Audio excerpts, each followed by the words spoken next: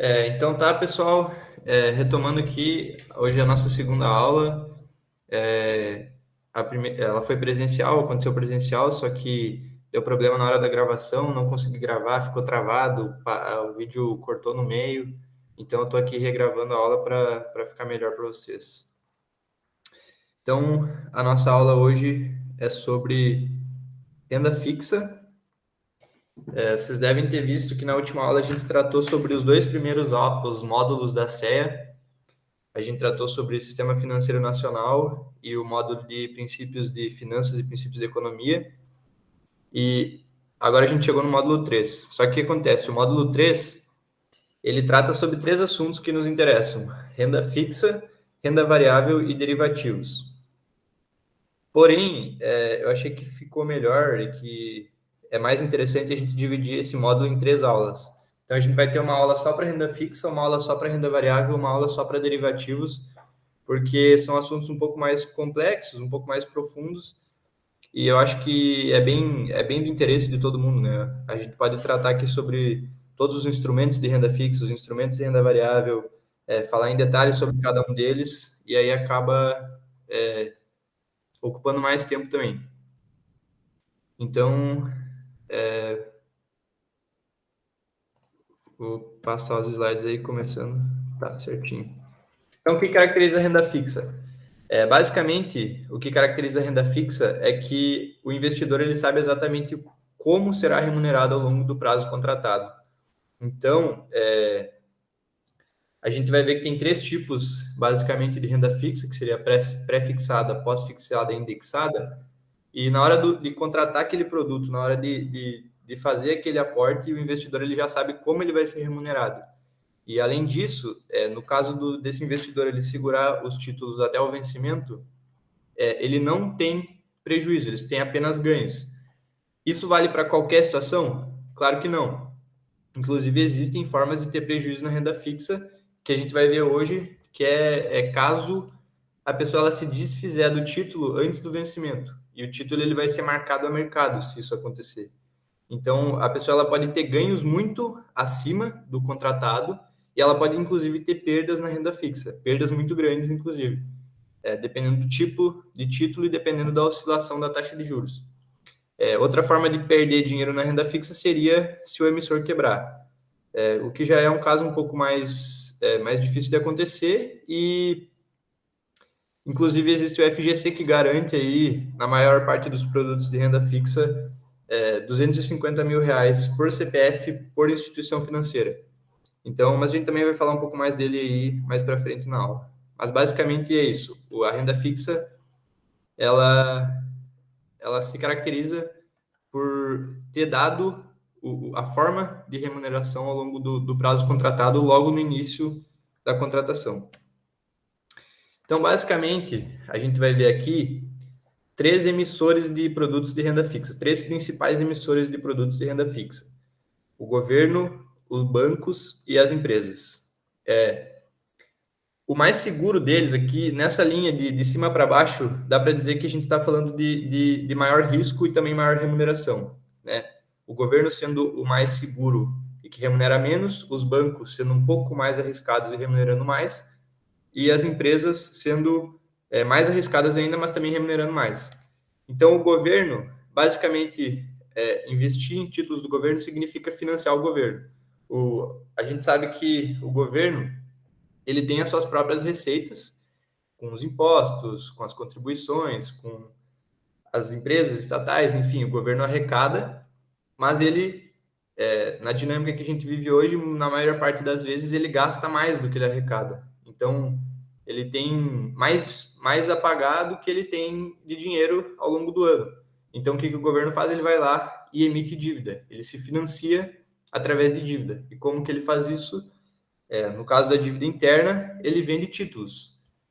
E esses títulos são negociados aí pelos investidores através do Tesouro Direto. Então, hoje, basicamente, qualquer pessoa pode financiar o governo comprando títulos do governo e ela vai receber um juros em troca disso, deixando o dinheiro lá parado por um certo tempo. E basta acessar o site do Tesouro Direto, o investimento mínimo aí fica na casa dos R$ 30, então é bem acessível para todo mundo. E quais são os três principais tipos de títulos do governo que a gente vai ver.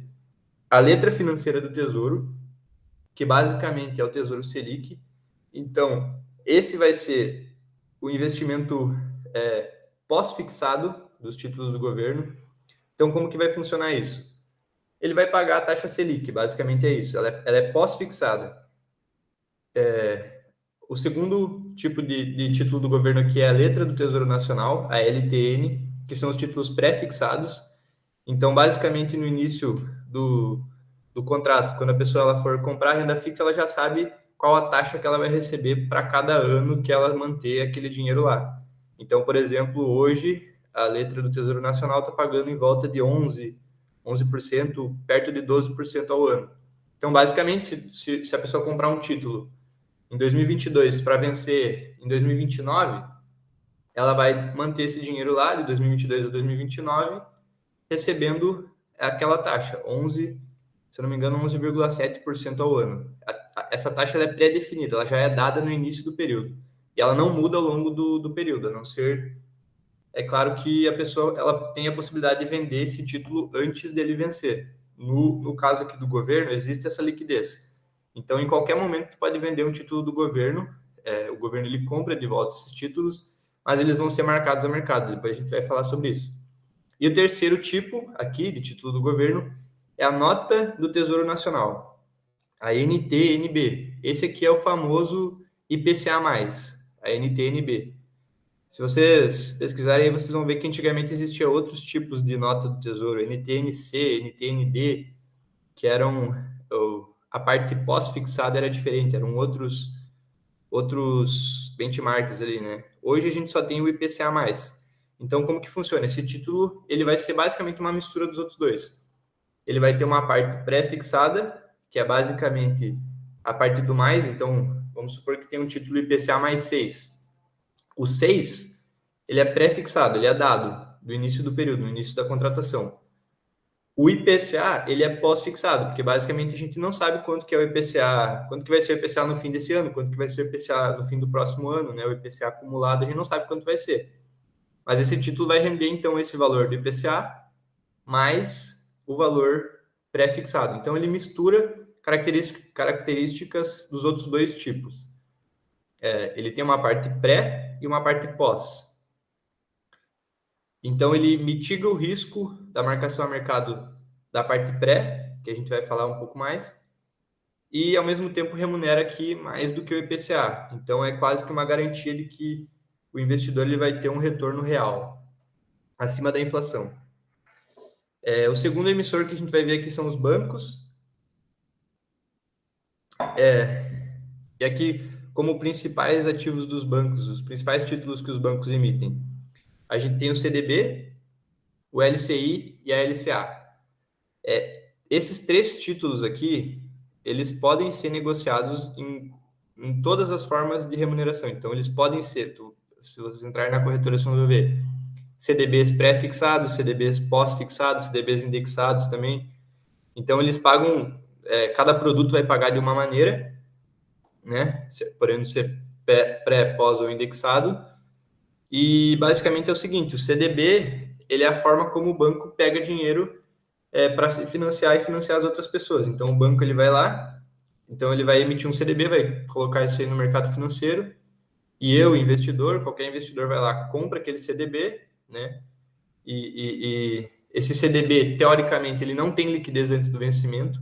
Então, por exemplo, se eu comprar um CDB pré-fixado que vai vencer em 2026, eu não tenho como sacar esse dinheiro antes, pelo menos não com o banco, só se eu negociar ele no mercado secundário. E esse CDB, então, o dinheiro que eu coloquei lá, o banco vai pegar, vai utilizar para financiar outras pessoas. Então, esse é basicamente um dos negócios do banco. Ele vai pegar dinheiro e vai emprestar para outras pessoas e, obviamente, essas outras pessoas vão pagar mais do que o banco vai pagar para mim. Então, o banco vai ganhar nessa diferença aí, nesse spread de juros que ele vai aplicar em cima dos financiamentos que ele vai realizar. A LCI e a LCA, ela é muito parecida. O risco envolvido aqui é o risco do banco. O que é LCI e LCA? É letra de crédito imobiliário e letra de crédito do agronegócio. Esses dois setores, eles são, eles são incentivados pelo governo. Então, o que acontece? No caso da LCI e da LCA, existe uma isenção de imposto de renda para pessoa física. E para pessoa jurídica também é menor o imposto de renda. Então, para nós, se a gente for lá e comprar uma LCI e uma LCA, a gente não vai pagar imposto de renda sobre esse produto. Então, isso é uma grande coisa, porque o imposto de renda, ele dependendo do período ali, ele pode ser bem alto. E então a LCI e a LCA vai ser esse tipo, basicamente parecido com o CDB, só que o banco ele vai ter que destinar esses recursos para financiamentos do setor imobiliário ou do setor do agronegócio, basicamente. Assim, para o investidor, são produtos parecidos porque o risco envolvido é o mesmo. O investidor não vai receber o dinheiro se o banco quebrar, basicamente isso.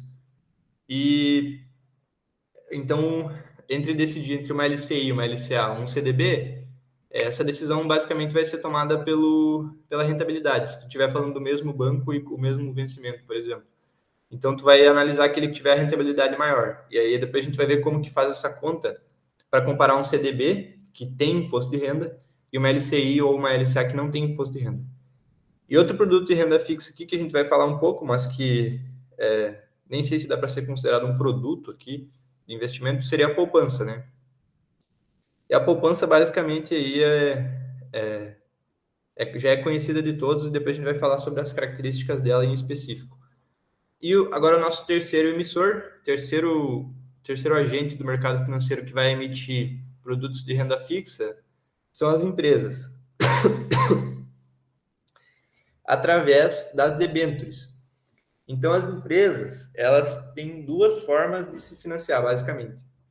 As empresas, elas precisam de dinheiro, então elas se financiam de duas principais formas. Primeiro, ela pega dívida, então ela pode pegar uma dívida frente a um branco, ou ela pode emitir uma debênture, ou seja, ela emite dívida, é basicamente isso, ou ela vende um pedaço dela mesma, né, que a gente chama de ações. Então a empresa ela pode vender capital próprio dela, através de ações, realizando, por exemplo, um IPO, ou ela pode vender o capital de terceiros dela. E como que ela faz isso? Pegando empréstimos ou emitindo debêntures. As debêntures, elas normalmente vão pagar mais que os produtos bancários e mais do que os produtos do governo. Por quê? Porque também existe mais risco envolvido, né? É muito mais provável que uma empresa, por exemplo, uma empresa que não seja tão grande, quebre do que um banco e muito mais provável ainda do que o governo quebre, né? O governo aqui a gente está falando basicamente do emissor mais confiável de todos da economia, porque o governo só vai quebrar depois que praticamente, né, num cenário hipotético aí, onde o caos completo tiver na economia, aí o governo vai ser o último a quebrar. Todos os bancos já vão ter quebrado antes do governo. Então, os produtos do governo eles vão pagar menos realmente, mas eles também têm né, teoricamente, uma segurança maior. E aqui a gente falando sobre as formas de remuneração. Então, por exemplo, um pré-fixado, como que vai ser essa remuneração? Vai ser uma taxa lá dada. Por exemplo, um CDB 14% ao ano, essa é a taxa. 10% ao ano, essa é a taxa. Ela é dada no início do período. Os indexados, então, vai ter um indexador. O mais comum deles é o IPCA. Então, vai ter lá um CDB, IPCA mais 7, IPCA mais 8. Uma debênture lá, IPCA mais 9. Tem também. Então, eles basicamente são indexados, igual eu falei. É uma mistura do pré com o pós. E os pós-fixados, eles vão ser medidos em algum benchmark, por exemplo, o CDI. Né? Nos títulos do governo, os pós-fixados pagam a taxa Selic e, por exemplo, nos CDBs, os pós-fixados vão pagar alguma porcentagem do CDI. E a gente já falou na última aula, né? O CDI e a Selic são muito parecidos, o valor é muito próximo. Então, o CDI também vai ser afetado basicamente se o governo mudar a taxa de juros, que é a taxa Selic. Então, por exemplo, um pós-fixado, ele vai pagar uma porcentagem do CDI. Vai ter lá uma LCI que paga 95% do CDI. Um CDB que paga 115% do CDI. É em porcentagem do CDI. Se o CDI mudar, a remuneração muda. E aí eu pergunto para vocês, qual desses aqui, entre os pré, os indexados e os pós-fixados, qual desses é o mais seguro?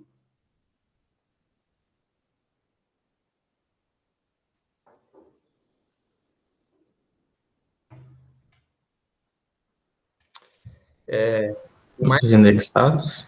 Oi? Os indexados à inflação? Cara, teoricamente, entre esses três aqui, o mais seguro é o pós-fixado. Porque ele basicamente não vai sofrer marcação a mercado, que é que a gente vai entender daqui a pouco. Os pré-fixados e os indexados, eles têm uma parte pré, né, basicamente. E essa parte pré, ela oscila de acordo com a taxa de juros, no que a gente chama de marcação a mercado. Então, vocês estão vendo a imagem ali? Basicamente, quando a gente compra um título pré-fixado, o que, que vai acontecer? Eu vou colocar um valor lá no início para tirar um valor no fim, certo? Eu tenho lá o valor no início do período e o valor no fim do período. O preço desse título, ele é baseado no valor no fim do período. Então, por exemplo, se eu comprei um título lá, eu gastei 100 mil reais, coloquei 100 mil reais num título pré-fixado do governo. E esse título, por exemplo, paga 10% ao ano. Então, eu, num prazo de 2 anos, tá? Vamos fazer essa conta. Um título do governo, 100 mil reais, 2 anos, 10% ao ano. Quanto que eu vou ter no fim? Eu já sei quanto que eu vou ter no fim, porque é pré-fixado, a taxa é a mesma, ela não muda durante o período. Então, se eu sei que no fim eu vou ter 121 mil reais, que são 2 anos dessa taxa de 10%, eu vou ter 121 mil reais, o valor do meu título é esse. Ele é 121 mil reais daqui a 2 anos. Esse é o meu título. Só que o que acontece? E se, e se a taxa de juros mudar nesse período? Antes esse título pagava 10, eu já contratei, já era, já assinei, já está lá. Eu não tenho mais a opção de voltar atrás, eu já fiz esse investimento. E agora a taxa subiu para 15. O que, que vai acontecer? Agora, pensa comigo, o cara que for comprar um título do governo pagando 15%, se ele quiser ter 121 mil reais daqui a 2 anos, quanto ele vai precisar colocar? Eu fiz essa conta e já deu 91.400. Então, o que acontece? Eu comprei o título, eu paguei 100 mil reais para ter 121 daqui a um ano. Só que o cara que quiser comprar hoje, como a taxa de juros subiu, ele não precisa colocar 100 mil para ter esse valor no fim do período, ele precisa colocar só 91. Então, como a taxa de juros subiu, esse título agora paga mais, um título que paga menos, que é o meu, de 10% ao ano, como a taxa agora está em 15, o meu título paga menos, ele vale menos também. Se eu for vender esse título antes do vencimento, basicamente o que vai acontecer? O governo ele vai me comprar esse título, mas ele vai marcar mercado, ele vai pagar o valor de mercado desse título. Qual que é o valor de mercado de um título que dá 121 mil daqui a 2 anos? É 91.400. Então eu paguei 100 e se eu tiver que vender, eu vou ter que vender por 91.400. Ou seja, eu tomei prejuízo nessa operação. Se eu levar esse título até o vencimento, eu não vou ter prejuízo nenhum, porque eu vou ter os 121 mil lá no fim do período contratado.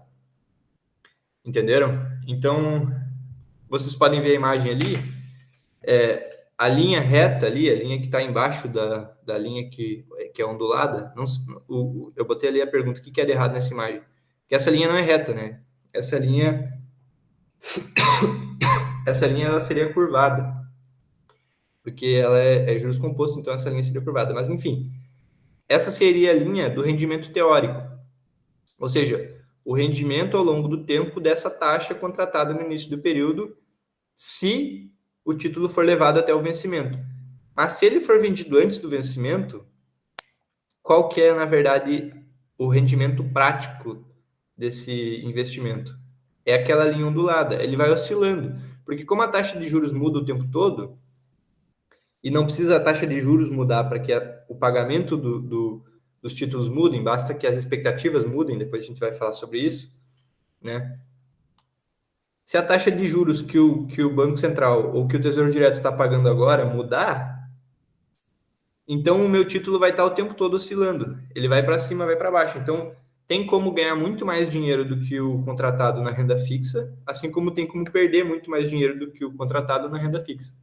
basicamente por causa da marcação a mercado. É como se os títulos, todos eles, são precificados de acordo com a taxa de juros vigente. Então, se o Tesouro Direto está pagando 12, é como se todos os títulos de todos os períodos contratados estão sendo precificados a 12. Porque se eu comprei um título que paga 8, então meu título se desvalorizou, porque agora os títulos mais novos estão pagando 12. E se eu comprei um título que pagava 15, por exemplo, e agora eles estão pagando 12, então o meu título se valorizou, ele recebeu um acréscimo de valor. Por quê? Porque eu tenho uma taxa contratada que é maior que a de mercado. Então, o cara que fosse pegar o mesmo valor no fim do período hoje, contratar, ele iria pagar mais caro por esse título, né? Como a taxa está menor. Então, basicamente, a valorização do título vai ser inverso à taxa de juros. Se a taxa de juros sobe, o valor do título cai. E se a taxa de juros cai, o valor do título sobe. Por quê? Por causa do valor presente, né? Vocês estão vendo ali que a gente vai fazer essa conta, a gente vai pegar o valor que vai ser pago lá no futuro, o valor que é dado, que é fixo, que é contratado, e à medida que a taxa de juros subir, o I ali, na fórmula, se a taxa de juros subir, o valor presente baixa. Vocês vejam ali que ele está no denominador. Então, a taxa de juros caindo, aliás, a taxa de juros aumentando, o valor presente diminui. E a taxa de juros caindo, o valor presente aumenta. Porque basicamente o que interessa do valor de mercado é o valor do título hoje. E ele depende da taxa de juros hoje. Basicamente esse é o processo de marcação a mercado. Então eu falei da marcação a mercado nos títulos pré-fixados. O que acontece com os indexados? Os indexados, eles vão ser... A parte marcada a mercado é só a parte pré. Então, a parte pós-fixada não vai sofrer alteração. Só a parte pré-fixada. Então, o que acontece? Quando tem um título indexado, o impacto de uma mudança na taxa de juros é menor. É menor naquele título, porque a parte que é pré-fixada é só... não é o título inteiro, é só uma parte dele que é pré-fixado, não é toda a remuneração que é pré-fixada. E os pós-fixados, o que vai acontecer se mudar a taxa de juros? Eu vou perder alguma coisa? Não, porque eu tenho lá o pós-fixado, por exemplo, que me rende 100% do CDI. Se o CDI for de 13 para 14, o que vai acontecer? Agora eu vou ganhar mais. Mas se ele for de 13 para 0, por exemplo, se o CDI cair, aliás, for de 0 não, viajei. Se for de 13 para 5, por exemplo, o que vai acontecer? Eu vou continuar ganhando. Só que agora, ao invés de eu ganhar 13, eu vou ganhar 5. O meu título ele vai seguir se valorizando. O título pós-fixado ele só se valoriza. Se a taxa de juros mudar, ele vai se valorizar mais ou vai se valorizar menos de acordo com o tempo, né? Se a taxa era 10 e foi para 5, agora eu continuo ganhando, só que eu vou ganhar menos ao longo do tempo. Então, basicamente, o título pós-fixado ele não vai perder valor. Então, qual que é o mais seguro? O pós-fixado. Porque eu não tenho risco nenhum aqui de tomar prejuízo com marcação ao mercado. Então, um título, por exemplo, um título pós-fixado do governo, ele é basicamente o que as empresas utilizam como caixa, né? Ou produtos semelhantes a esse. É caixa. É dinheiro em caixa, porque ele só se valoriza. Se eu precisar sacar, eu saco com o ganho que eu realizei no período ali. Se eu deixar só um mês ali, eu vou ter a taxa de juros equivalente a um mês, vai ser pouco. Mas eu não vou perder dinheiro de forma alguma. E eu vou estar ganhando mais do que a poupança nesse tipo de título. Então, lá no balanço patrimonial das empresas, tem lá uma linha que é caixa e equivalentes. O que seria um equivalente à caixa? Um título pós-fixado do governo é um equivalente à caixa, porque ele não é caixa, não é um dinheiro parado numa conta corrente, mas ele basicamente tem a mesma função. As empresas deixam lá porque o dinheiro está rendendo, ainda mais com uma taxa de juros alta como a que a gente tem hoje. Faz todo sentido fazer isso, tu coloca lá num pós-fixado do governo, e na hora que tu quiser vender, tu tem liquidez, tu saca, a hora que tu quiser. Basicamente é isso. Então, por isso, o pós-fixado ele é considerado mais seguro. né? E aí o pessoal falou na aula lá, mas tem a inflação também, né? Então o indexado ele te protege da inflação. Mas na teoria o que acontece? A taxa de juros ela é feita para conter a inflação. Então, se a inflação subir muito, a ideia é que o Banco Central vai ter que subir a taxa de juros para controlar essa inflação. Então, de um modo geral, vai ser muito pouco provável que a taxa de juros seja menor do que a inflação, entende? Então, o indexado ele se valoriza com a inflação, sim, né? Então ele compensa a inflação, mas o pós-fixado, na teoria, também deveria compensar a inflação, porque o governo vai aumentar os juros se isso acontecer, se a inflação subir. Então tá, quais produtos são marcados a mercado hoje? Primeiro, títulos do Tesouro são marcados a mercado, tanto que se vocês têm algum título do Tesouro lá, o valor dele é sempre o valor de marcação a mercado, quando vocês entrarem na corretora e visualizarem esse título, o valor que vai aparecer lá vai ser o valor já marcado a mercado, então se vocês tiverem prejuízo, vai estar lá como prejuízo no título do Tesouro. Debêntures, CRI, CRA e FDIC. Esses aí a gente vai falar na próxima aula, CRI, CRA e FDIC. Esses também sofrem marcação a mercado, as debêntures, CRI, CRA, FDIC, ele e os títulos do Tesouro. E aí, os produtos de emissão bancária que eu falei ali, os CDBs, LCIs e LCAs, não sofrem marcação a mercado. Então, se vocês tiverem esse produto, mesmo, por exemplo, que tu contratou lá um CDB a 5% ao ano e agora a taxa está em 13%, não vai aparecer prejuízo nenhum na tua tela lá, na tua corretora. Ele vai aparecer só a valorização que aquele CDB já teve ao longo do tempo por causa daquele juro que tu está recebendo, né? Ele não vai mostrar prejuízo nenhum. Porque na teoria, o que acontece? O CDB ele não é realizável antes do vencimento. Então, como ele não é realizável antes do vencimento, ele não sofre marcação ao mercado na teoria. Só que na prática, algumas corretoras, como por exemplo a XP, elas compram CDBs antes do vencimento. Então, se tu tem um CDB lá e tu comprou pela XP, tu pode vender, aparece a opção lá, vender esse título antes do vencimento, consegue vender. Mas é óbvio que a XP, na hora de comprar esse título, ela vai marcar esse título a mercado, é óbvio. A XP, os caras não são bobos, eles vão marcar esse título a mercado na hora que tu for negociar com eles. Então, e além disso, eles vão também, né, se tu estiver tendo um prejuízo, e além disso, eles também vão cobrar um deságio em cima desse título. Então, eles vão te pagar um pouco menos do que ele vale na prática. Então, tu tem um CDB lá, por exemplo, de 5% ao ano e agora a taxa está em 13%, e tu quer vender esse título, tu vai perceber que na hora de vender esse título no mercado secundário para XP, eles vão pagar bem menos do que o valor do título, muito menos, porque ele se desvalorizou por causa da marcação a mercado. Então, na teoria, esses títulos não são marcados a mercado, porque na teoria eles não são realizáveis antes do vencimento. Mas se tu for vender ele no mercado secundário, como por exemplo numa corretora, aí sim, tu vai ser marcado a mercado, porque basicamente o valor do título mudou, o valor do título não é mais o mesmo, a taxa de juros não é mais o mesmo, então o valor do título não é mais o mesmo. A ideia da marcação a mercado é que todos os títulos são marcados na mesma taxa de juros que é a vigente, né? E aí, nessa ideia de marcação a mercado, entra aqui o conceito de duration. O que seria duration? A duration é o prazo médio de vencimento do título. Por que prazo médio? Né? Se na ideia aqui, a maioria dos títulos que a gente vê, eles vencem de uma vez só. Então, tu contrata o título, por exemplo, em 2022, que vence em 2026, tu recebe todo o valor, mais juros, em 2026. Isso é o mais comum, o mais normal no mercado, né?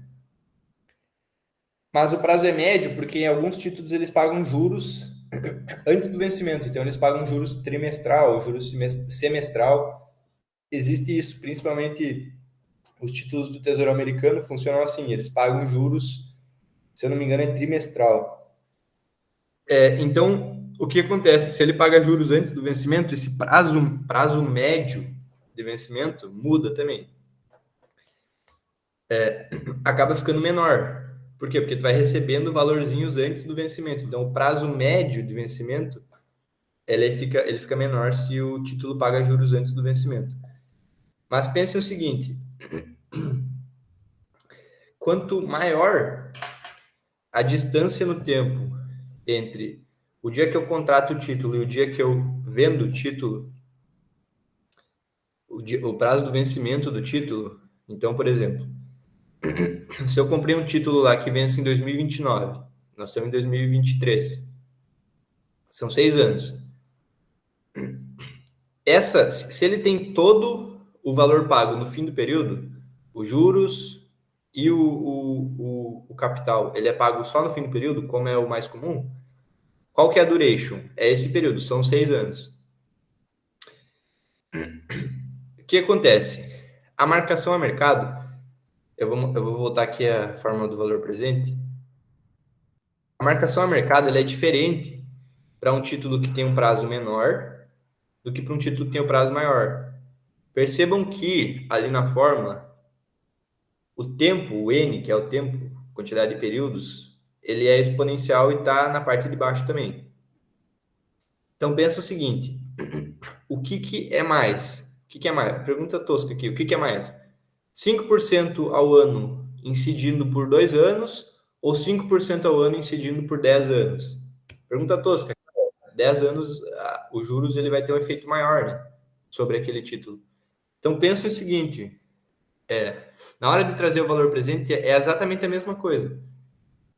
Se o prazo do título for mais longo, for maior, qualquer mudança na taxa de juros vai afetar muito mais o valor presente. Vai ter um efeito maior. Então, igual eu falei, aquele título lá, que de 100 mil foi para 91 mil, porque a taxa aumentou 5%, e era um título de 2 anos, pensa que se fosse um título de 10 anos, esse efeito no valor presente ia ser muito maior. Então, o que acontece na prática? Quanto maior a duration do título, ou seja, quanto maior o prazo dele, bem maior é a volatilidade. Ele é muito mais volátil. Então, se vocês comprarem um título do Tesouro lá com prazo 2026, ele vai ser bem mais seguro no quesito volatilidade, ele vai oscilar muito menos do que um título, por exemplo, que vence em 2030, porque o período é mais curto. Então, qualquer mudança na taxa de juros ali vai incidir menos vezes sobre o valor, vai ter um efeito menor sobre o valor hoje, o valor atual, o valor marcado a mercado. Então, a duration, ela define também a volatilidade do título.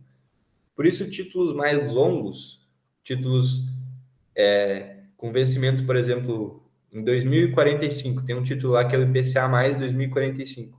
Esse título, ele vai ser muito volátil.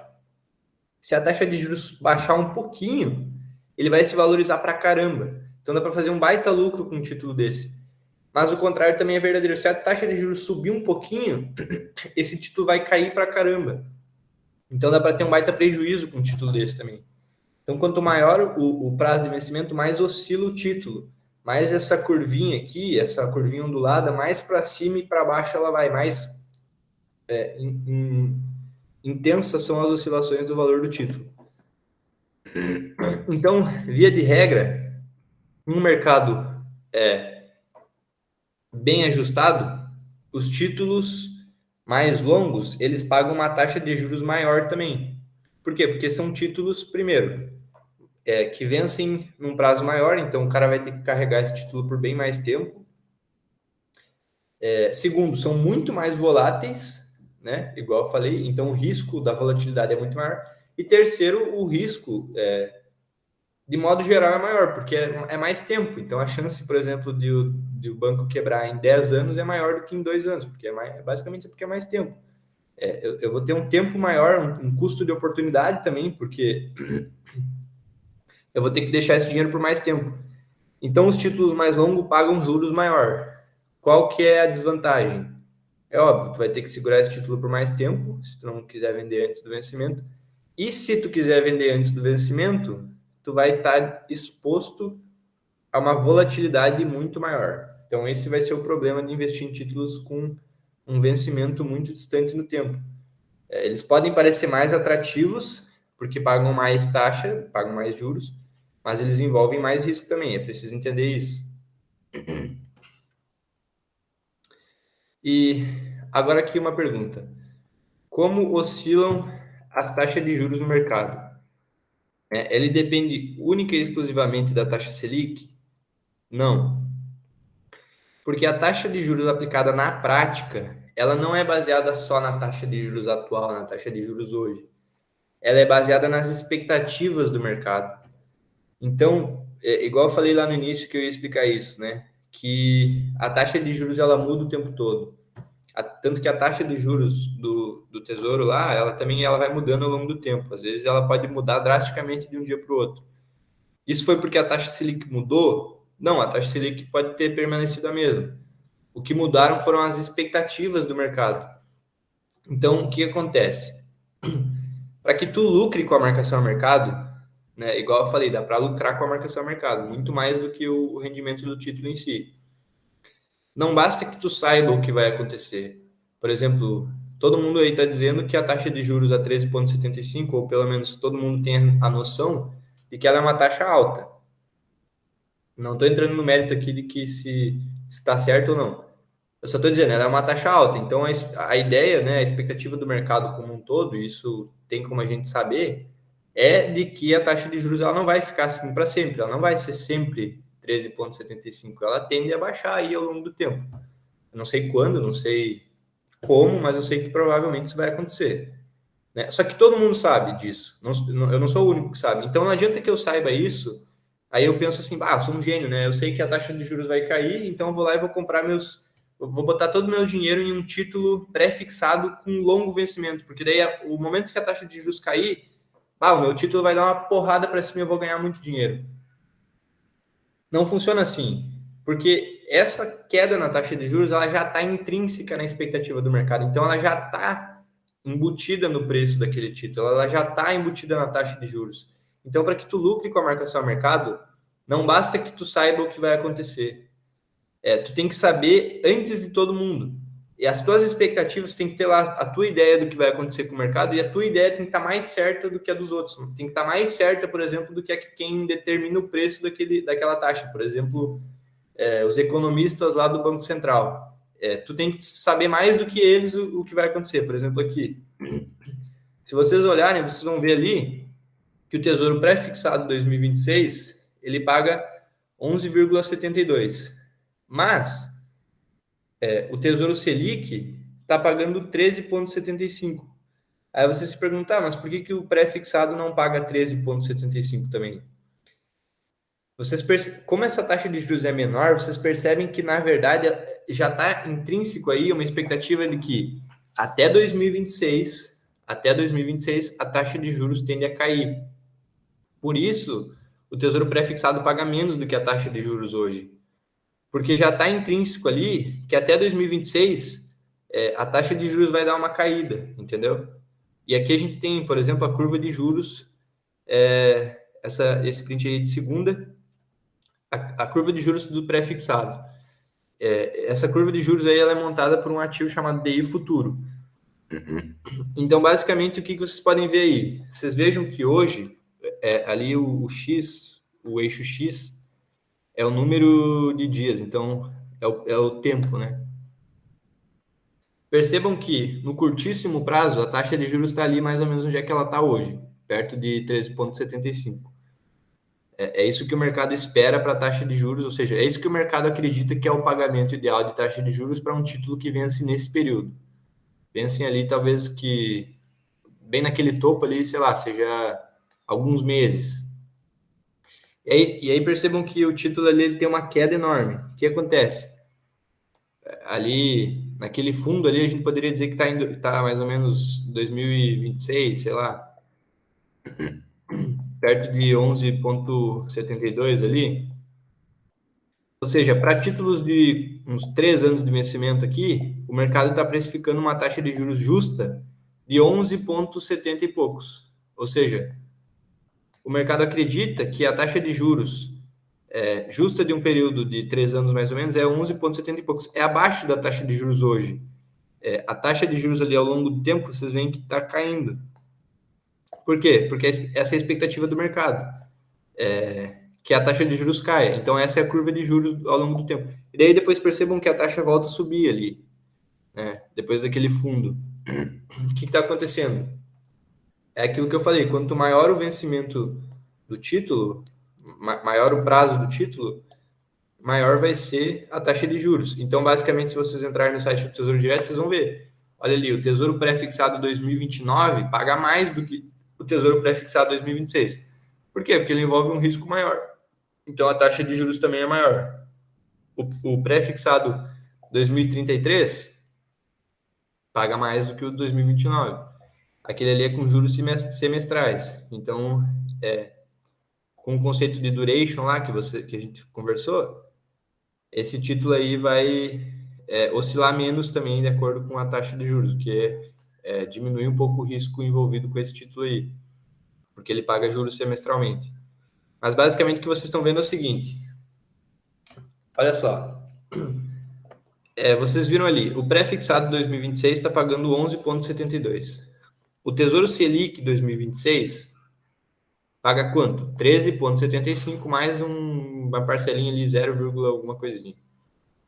E o Tesouro IPCA+, ele não tem em 2026. Mas considera o 29. Paga quanto? IPCA mais 5,76. Tá, beleza. Aí eu pergunto para vocês, né? Tem essas três possibilidades de título aí no Tesouro Direto. Qual desses paga mais?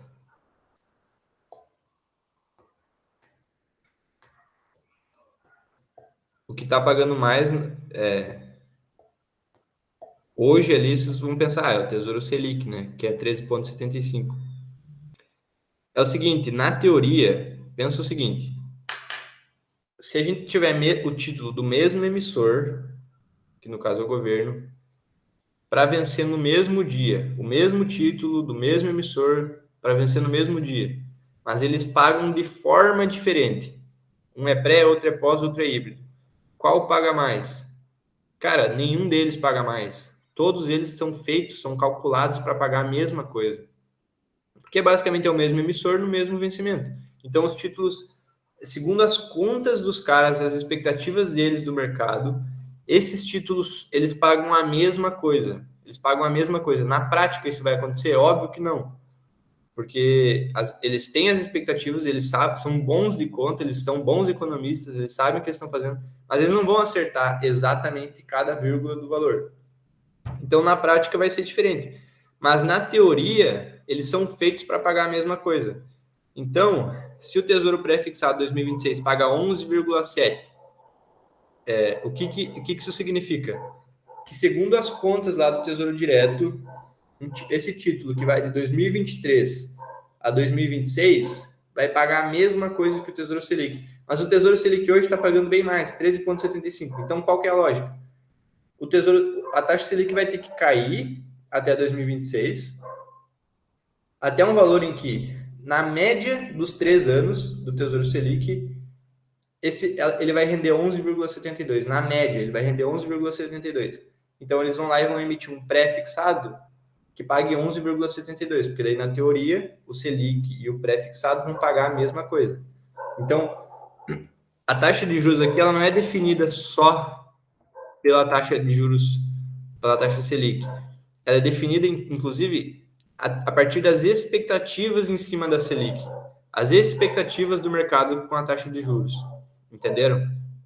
Por isso que não é simples conseguir ganhar dinheiro com a marcação a mercado. Não é algo banal, não é algo fácil.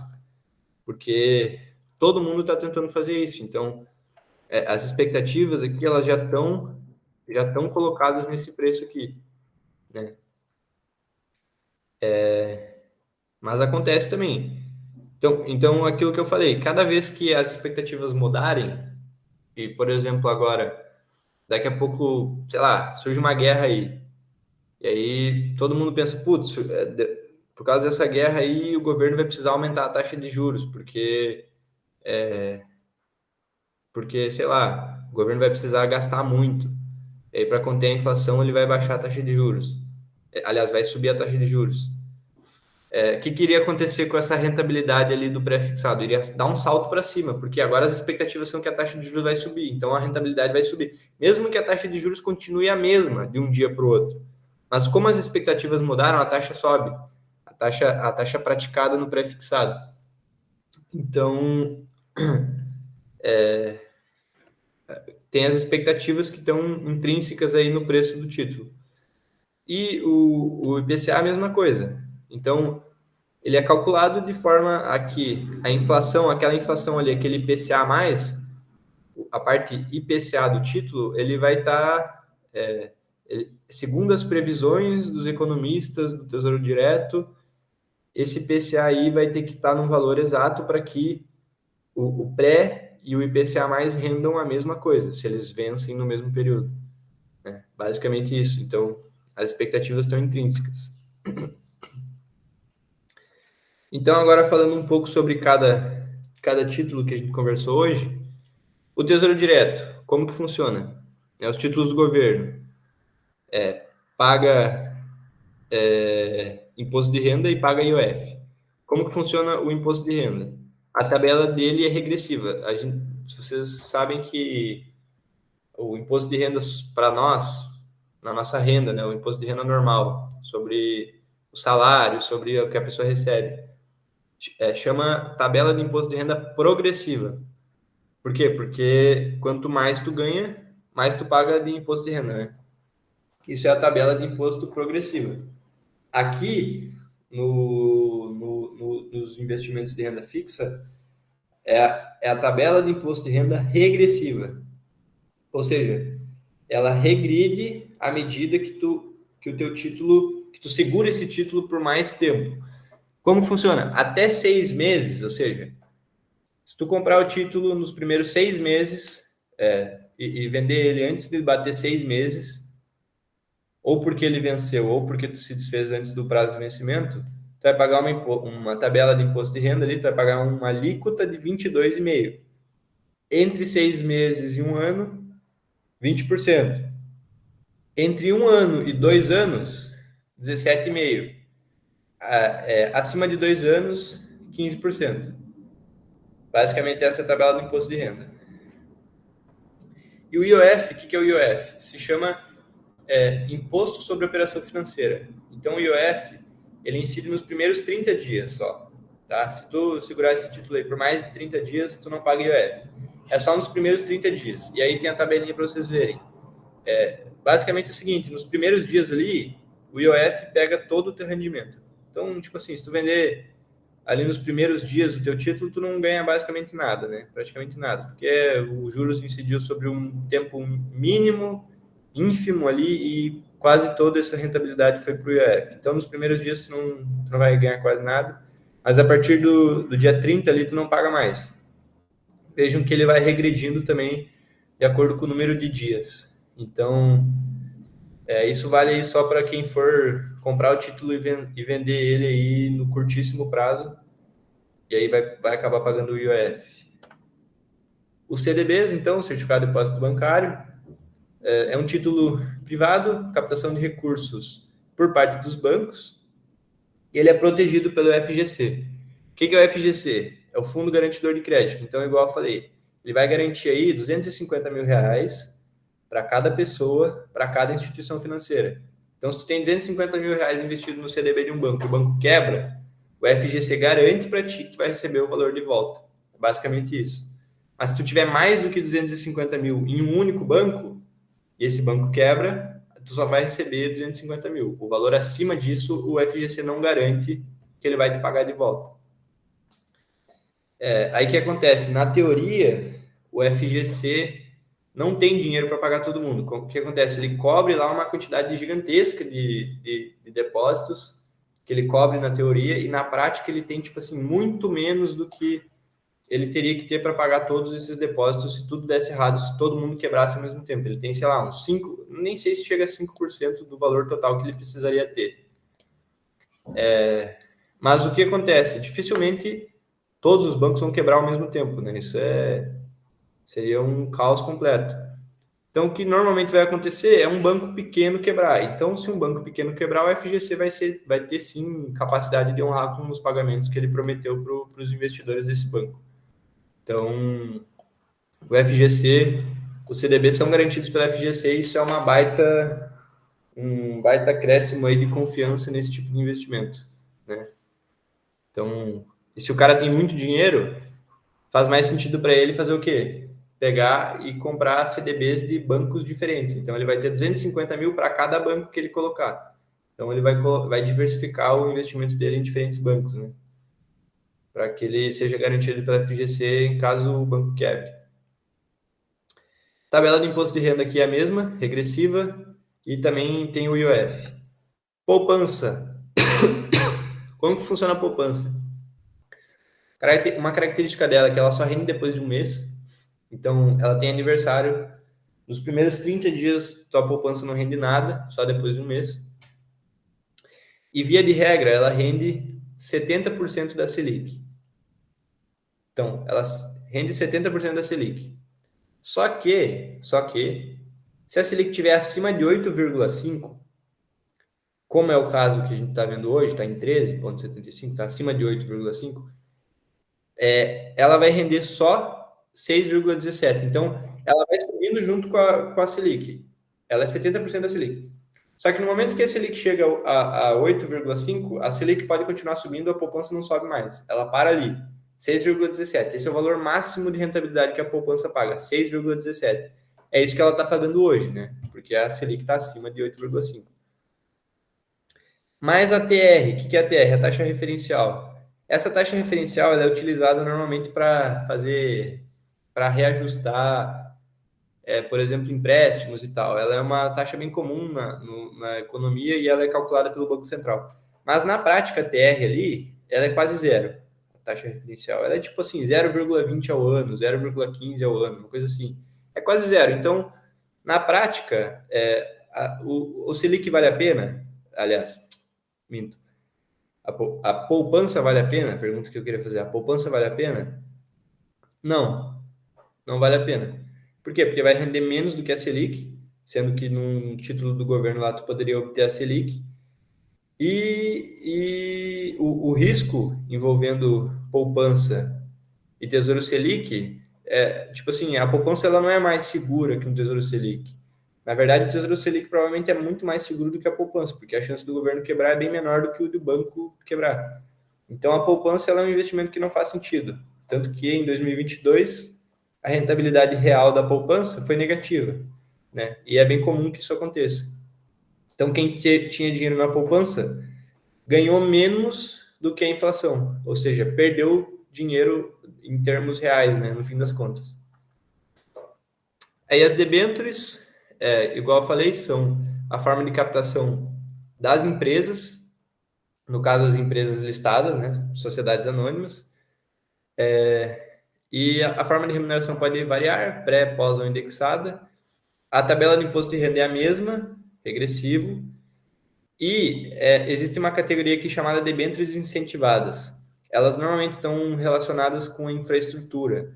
Então, são setores que também o governo, digamos assim, incentiva. Por isso são incentivadas. Ou seja, o que isso muda? Essa debênture não tem cobrança de imposto de renda para a pessoa física. Então, a rentabilidade tende a ser bem maior por causa disso, né? São as debêntures incentivadas, né?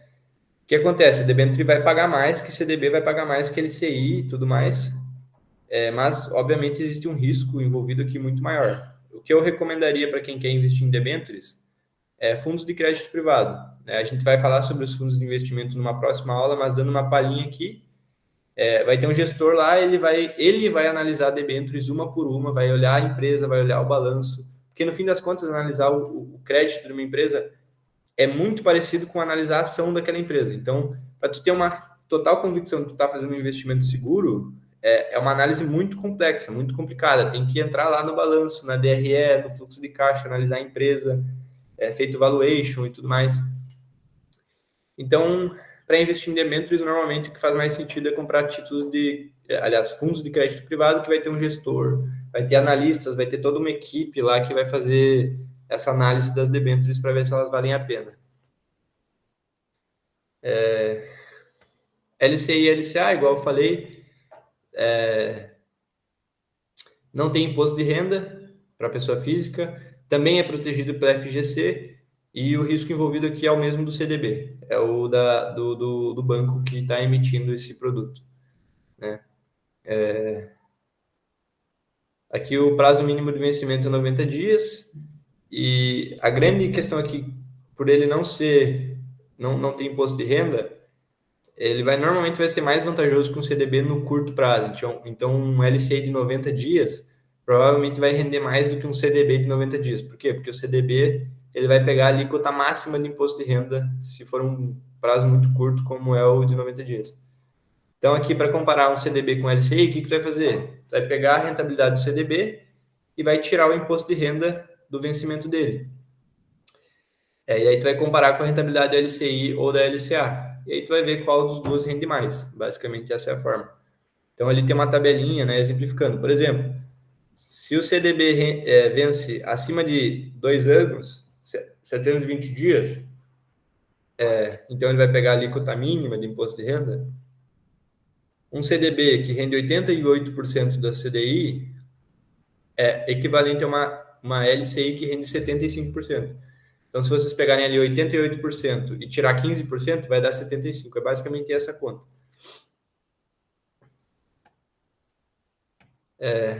Então, a CRI, CRA e DIC, nós vamos falar aí na próxima aula. Não deu tempo de falar na aula presencial, então eu também não quero desvincular a aula presencial da aula ao vivo aqui, da aula gravada. Então, a gente vai parar por aqui hoje e eu já vou encerrar a gravação. Na próxima aula, a gente vai terminar esse conteúdo aqui e, a princípio, começar a parte de renda variável. Tá? Top demais, pessoal. Cara, tem um conceito legal